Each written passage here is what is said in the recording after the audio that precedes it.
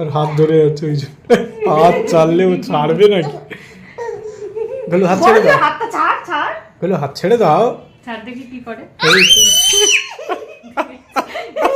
কান এগাতে চুল, মুখটা দেখো,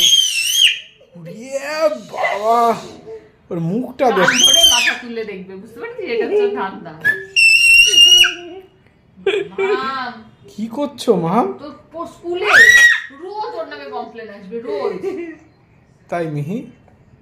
আমার দিদির ছেলেরও তাই জানি, শুধু নালিশ করে, নিজে না লিখে বলে কি ম্যাম ও লিখছে না, ওকে দেখ নিজে লিখে না লিখে বসে রয়েছে।